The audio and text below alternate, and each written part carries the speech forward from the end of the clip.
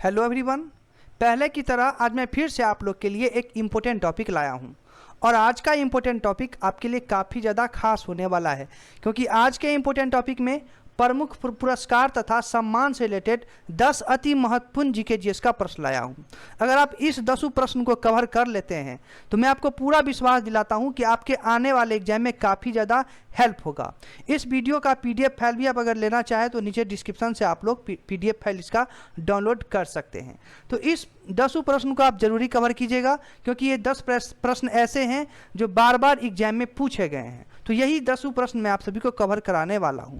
तो आइए आज का पहला प्रश्न देखते हैं। और पहला प्रश्न देखने से पहले मैं आप सभी को बता दूं कि अगर आप चैनल पर पहली बार आए हैं तो चैनल को सब्सक्राइब जरूरी कर लीजिएगा। पहला प्रश्न है कि ज्ञानपीठ पुरस्कार किस क्षेत्र वालों को दिया जाता है। इंपॉर्टेंट प्रश्न है। मैं आप सभी को बता दूं कि ये प्रश्न जो है वो एसएससी 2010 में पूछा हुआ प्रश्न है। तो इस प्रश्न का जो राइट आंसर होगा ना, और वो होगा ऑप्शन नंबर ए, साहित्य। आप सभी याद रखिएगा कि ज्ञानपीठ पुरस्कार जो है वो साहित्य क्षेत्र वालों को दिया जाता है। हो सकता है नेक्स्ट एग्जाम में आप सभी को ये प्रश्न पूछा जाए। अगला प्रश्न है कि निम्नलिखित में से कौन सा पुरस्कार केवल साहित्य से संबंधित है।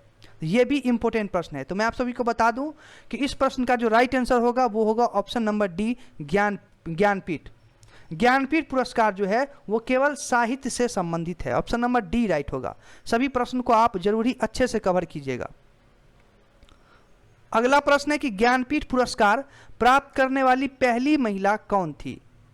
यह भी इंपॉर्टेंट प्रश्न है। तो मैं आप सभी को बता दूं कि ज्ञानपीठ पुरस्कार प्राप्त करने वाली पहली महिला थी आशापूर्णा। ऑप्शन नंबर डी इसका राइट होगा।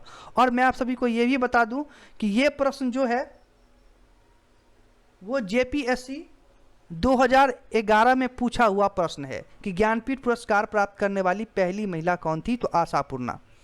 अगला प्रश्न देखते हैं। और अगला प्रश्न है कि भारतीय संविधान में शामिल किस भाषा के लिए 2011 तक ज्ञानपीठ पुरस्कार नहीं दिया गया। यह भी इंपॉर्टेंट प्रश्न है। अगर आप इस प्रश्न का जवाब पहले से जानते हैं तो आप हमें कमेंट सेक्शन में जरूर रिप्लाई करें। तो इस प्रश्न का जो राइट आंसर होगा वो होगा ऑप्शन नंबर बी, सिंधी। भारतीय संविधान में शामिल सिंधी भाषा के लिए 2011 तक ज्ञानपीठ पुरस्कार नहीं दिया गया। अगला प्रश्न है कि डॉक्टर रावड़ी भारद्वाज को किस भाषा में अपने उत्कृष्ट साहित्यिक योगदान के लिए ज्ञानपीठ पुरस्कार के लिए चुना गया। यह भी इंपॉर्टेंट प्रश्न है।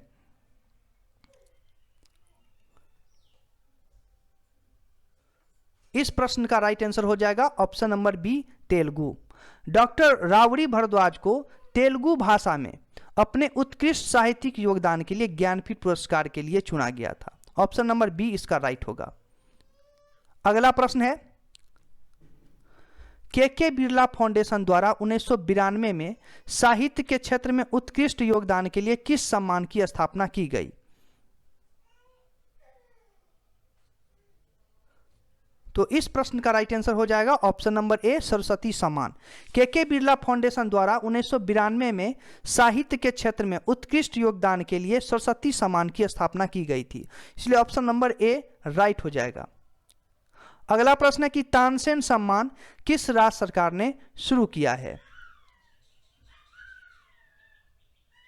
तो मैं आप सभी को बता दूं कि तानसेन सम्मान जो है वो मध्य प्रदेश राज्य सरकार ने शुरू किया है। ऑप्शन नंबर बी इसका राइट होगा। अगला प्रश्न है कि साहित्य अकादमी पुरस्कार अंग्रेजी सहित कितने भारतीय भाषाओं में गत 5 वर्षों में प्रकाशित उत्कृष्ट रचनाओं को प्रदान किए जाते हैं। प्रश्न को आप ही अच्छे से देखिए। इस प्रश्न का राइट आंसर हो जाएगा ऑप्शन नंबर डी।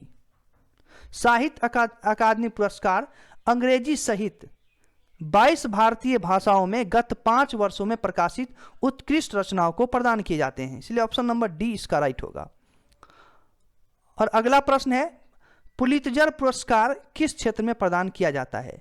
तो मैं आप सभी को बता दूं कि ये जो है पत्रकारिता क्षेत्र में प्रदान किए जाते हैं पुलित्जर पुरस्कार। ऑप्शन नंबर ए ही इसका राइट हो जाएगा। और आज का आखिरी प्रश्न है, और यह भी काफी ज्यादा इंपॉर्टेंट प्रश्न है कि किस क्षेत्र में उत्कृष्ट कार्य को पुलित्जर पुरस्कार के लिए मान्यता दी जाती है।